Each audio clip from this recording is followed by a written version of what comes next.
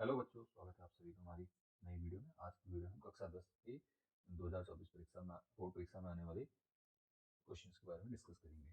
अगर आपने ये ही क्वेश्चन आपने कर लिया तो आपके अच्छे खासे मार्क्स आ जाएंगे और इन ही क्वेश्चन में से आपके इस बार की बोर्ड परीक्षा में क्वेश्चन आने वाले हैं, तो आप एक बार इन क्वेश्चन को जरूर रिवाइज जरूर कर लीजिएगा और इन्हीं की प्रैक्टिस भी कर लीजिएगा। ठीक है, चलिए शुरू करते हैं। पहले सबसे पहले हम केमिस्ट्री को सॉल्व करते हैं। केमिस्ट्री के कुछ क्वेश्चंस की बात कर लेते हैं।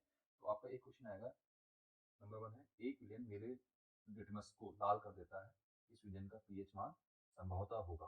ठीक है, या एक विलेन लाल लिटमस को नीला कर देता है, इस विलेन का पीएच मान संभवतः होगा। किसी विलेन का पीएच स्केल प्रदर्शित करता है। अमोनियम हाइड्रोक्साइड का सूत्र, अमोनियम हाइड्रोक्साइड का रासायनिक सूत्र है। ठीक है, क्वेश्चन नंबर 5 है आपका, एथेनोइक अम्ल का रासायनिक सूत्र है। एथेनोइक अम्ल का रासायनिक सूत्र है। विरंजक चूर्ण का रासायनिक सूत्र है एथेनोइक अम्ल, विरंजक चूर्ण। ठीक है, और अमोनियम हाइड्रोक्साइड। द्विस्थापन अभिक्रिया का एक उदाहरण दीजिए। द्विस्थापन अभिक्रिया का एक उदाहरण दीजिए। क्वेश्चन नंबर है, प्लास्टर ऑफ पेरिस की जल के साथ अभिक्रिया का समीकरण लिखिए। प्लास्टर ऑफ पेरिस की जल के साथ अभिक्रिया का समीकरण लिखिए और इसके दो उपयोग भी बताइए। ठीक है, क्वेश्चन नंबर 9, दो तत्व x तथा y के परमाणु क्रमांक क्रमशः 11 या 12 तथा 17 है।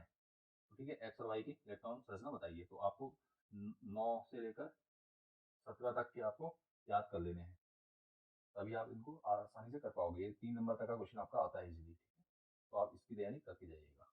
मैक्सिमम 2 पूछता है, 11 और 17 पूछ लेगा, 12 और 17 पूछ सकता है, या 11 और 13 पूछ सकता है। इस प्रकार से आपका पूछा जाता है क्वेश्चन नंबर 9 में। इसके 3 पार्ट हैं, क्या क्या पूछने देखिए। एक तो इलेक्ट्रॉनिक संरचना, इन दोनों तत्वों में कौन धातु है कौन अधातु है, और आवर्त सारणी में कहाँ स्थित है।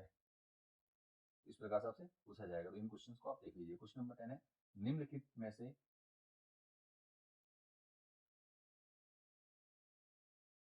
ये एक मिनट गलत है, इसको हम नेक्स्ट वीडियो में कवर करेंगे। क्वेश्चन नंबर 11, उस धातु का नाम व प्रतीक लिखिए जो सामान्य ताप पर द्रव अवस्था में पाई जाती है। ठीक है, क्वेश्चन नंबर 12 इस प्रकार से आएगा, निम्नलिखित रासायनिक अभिक्रियाओं के लिए संतुलित समीकरण लिखिए।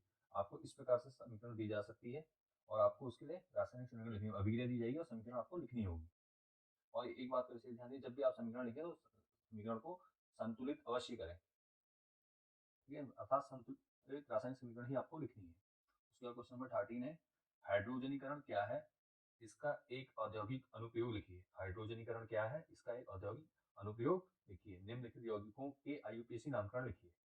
ठीक है, इस प्रकार से आईयूपीएसी नामकरण आपसे पूछा जाएगा। मैक्सिमम टाइम आपका एथेनोइक आता है, एथेनोइक अम्ल के बारे में पूछा जाता है। ठीक है, क्वेश्चन नंबर 15, निम्न का पूरा नाम लिखिए। निम्न का पूरा नाम, एक तो ओटीईसी और सीएफसी। इसी प्रकार बायो, ये बायो का क्वेश्चन है, बायो का क्वेश्चन है आपका। बायो हो गया, आप और भी कुछ ऐसी फुल फॉर्म्स हैं जो आप याद कर आगे उसमें बात करेंगे। उसके बाद क्वेश्चन नंबर 16 है, क्या होता है जब, इस प्रकार से आपका क्वेश्चन आता है और केवल रासायनिक समीकरण लिखिए। इसके लिए रासायनिक समीकरण लिखनी होती है। आपको कुछ दे देगा, तो इनको तो विशेषकर देख लीजिएगा। एथेनोइक अम्ल की सोडियम बाइकार्बोनेट के साथ अभिक्रिया, जिप्सम को 373 केल्विन पर गर्म करने पर। ठीक है, जिंक की क्रिया सोडियम हाइड्रोक्साइड से की जाती है। रक्त तत्व लोहे पर भाप प्रभावित की जाती है।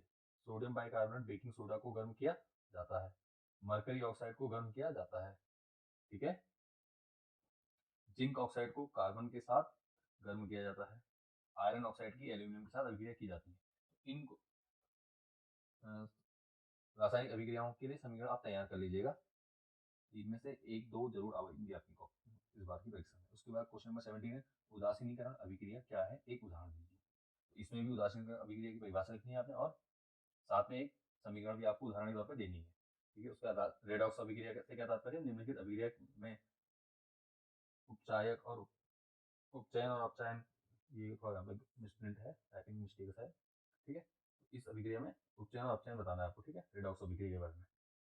और क्वेश्चन नंबर 19 है, समजातीय श्रेणी क्या है, उदाहरण देकर समझाइए। समजातीय श्रेणी क्या है, उदाहरण देकर समझाइए। क्वेश्चन नंबर 20 है, सहसंयोजी आबंध से आप क्या समझते हैं, मेथेन की इलेक्ट्रॉन बिंदु संरचना बनाइए। तो इस प्रकार से आपको पूछा जाएगा, परिभाषा भी पूछा जाएगी, सहसंयोजी आबंध क्या होते हैं और मेथेन की इलेक्ट्रॉन बिंदु संरचना, इलेक्ट्रॉन बिंदु संरचना भी आपकी पूछी जाएगी, तो आप इसकी भी तैयारी कर लीजिएगा। उसके बाद है 21, आयनिक यौगिकों का गलनांक उच्च क्यों होता है। ठीक है, ये क्वेश्चन भी आप तैयार कर लीजिएगा, ये आपके बोर्ड के एग्जाम में आने वाले हैं।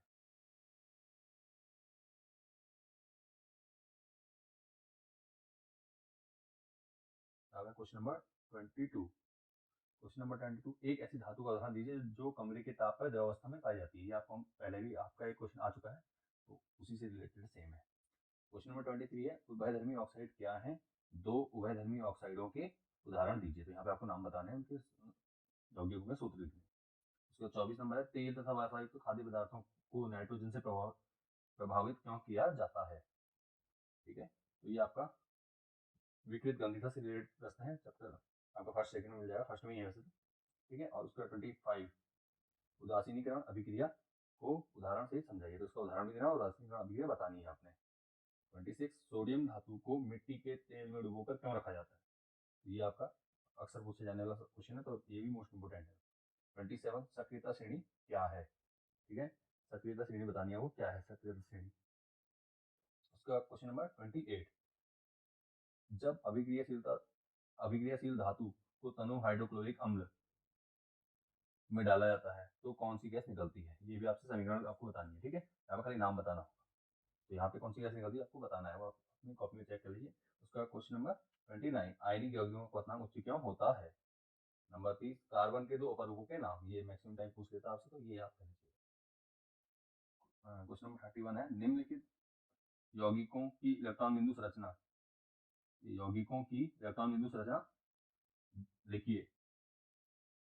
ठीक है, तो इस प्रकार से आपको इलेक्ट्रॉन बिंदु संरचना के लिए कुछ यौगिक दिए जाएंगे और आपको बनाने होंगे। तो 2-4 यौगिक आपकी बुक में पढ़ लीजिएगा, और नॉर्मली वही आएंगे, जैसे कार्बन डाइऑक्साइड हो सकता है, हाइड्रोजन सल्फाइड हो सकता है, एथेनॉइक अम्ल की दे देता है कई बार, और मेथेन की दे सकता है। इस प्रकार से आप ट्राई कर लेंगे। ठीक है, क्वेश्चन नंबर नेक्स्ट ये होगा 32, दो उत्कृष्ट गैसों के नाम लिखिए। ठीक है, दो उत्कृष्ट गैसों के नाम लिखने हैं आपने। उसके बाद 34 है, सोडियम एथॉक्साइड का रासायनिक सूत्र, सोडियम एथॉक्साइड का रासायनिक सूत्र। 35 रहेगा आपका, ऊष्माक्षेपी और ऊष्माशोषी अभिक्रिया की परिभाषा दीजिए, दोनों का एक एक उदाहरण भी दीजिए। ठीक है, ऊष्माक्षेपी और ऊष्माशोषी अभिक्रिया आपको बतानी है। उसके बाद नेक्स्ट है, निम्नलिखित के रासायनिक सूत्र व उपयोग लिखिए। धोने का सोडा और बेकिंग सोडा। ठीक है, धोने का सोडा और बेकिंग सोडा। उसका नेक्स्ट है, धातु और अधातु में अंतर लिखिए, धातु और अधातु में अंतर बताने हैं आपको।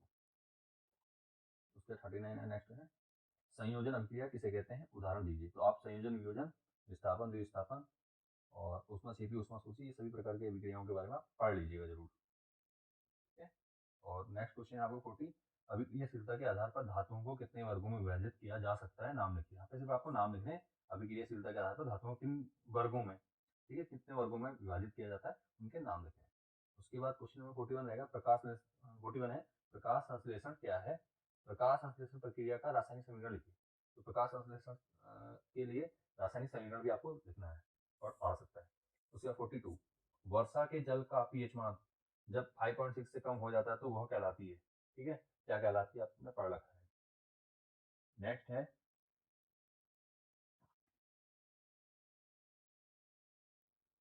एक्वारेजिया निर्माण में किन किन अम्लों का प्रयोग होता है। एक्वारेजिया निर्माण में किन किन अम्लों का प्रयोग होता है, उनका अनुपात कितना होता है।